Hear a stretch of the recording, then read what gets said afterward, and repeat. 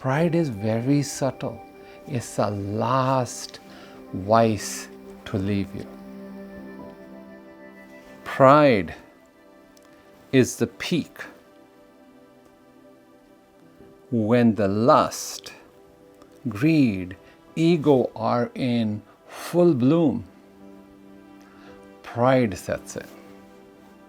When you achieve something, I have done something, and your ego is there, you have maybe made million or millions, or you are now with a woman that you only dreamed about one day, a certain pride seeds in. When ego is at its highest bloom, pride is its natural consequence. Another way to look at pride is the worship of I. Pride is the worship of me. Look at me, look what I have achieved.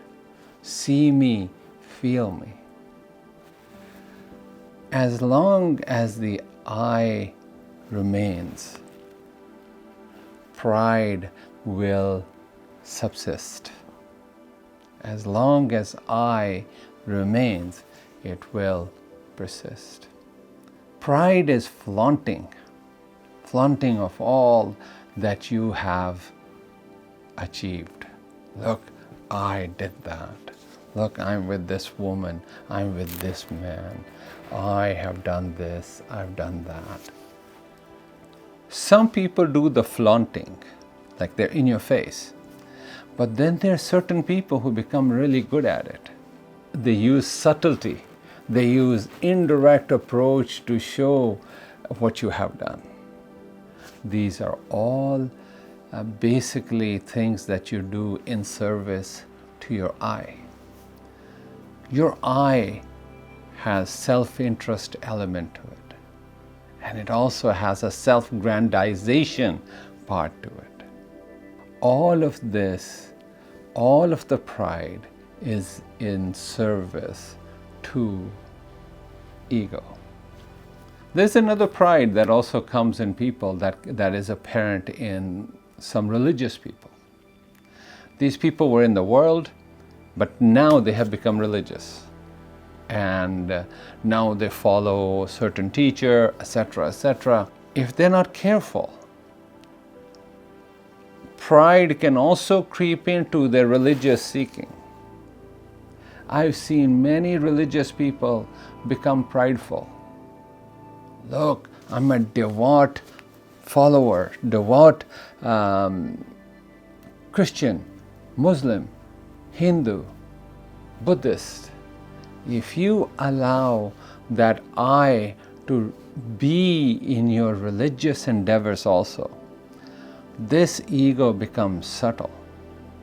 And this is subtle ego because now, previously your ego, pride was draped in material things, bodies, money, toys. But now you have put on a different color of dress on it. Now you have put on a robe of a spiritual person, of a religious person. But understand that if pride is still there, you are still playing with pride. And this subtle pride that is related to your religious endeavors and spiritual endeavors can be very difficult to dislodge. Because now, previously it was based upon the world, but now it's based upon religion.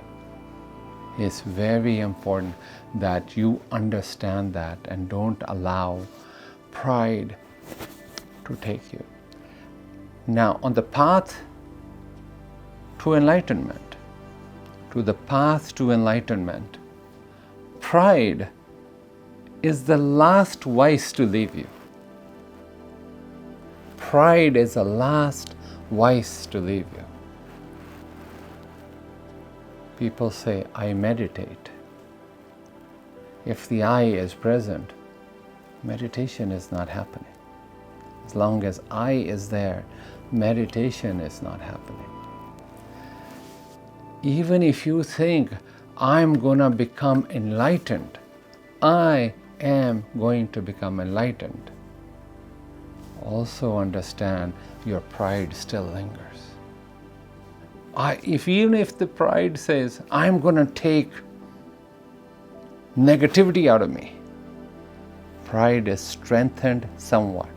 In a good way, but it is strengthened. Pride is very subtle. It's the last vice to leave you, the last vestiges of ego.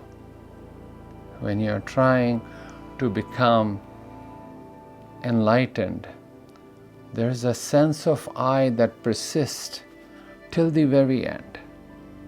Now, as long as you're living, a certain amount of I will persist. It's needed. It's not that it persists.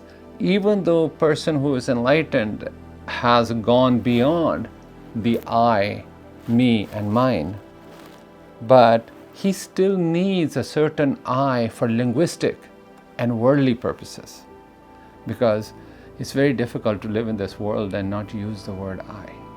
But the way a spiritual person, genuine spiritual person, uses I and me and mine is very different than a prideful person uses the I. Pride, the last vice to leave.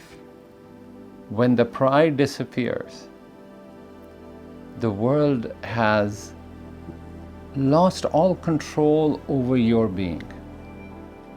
And it's a blessed day when you have transcended pride.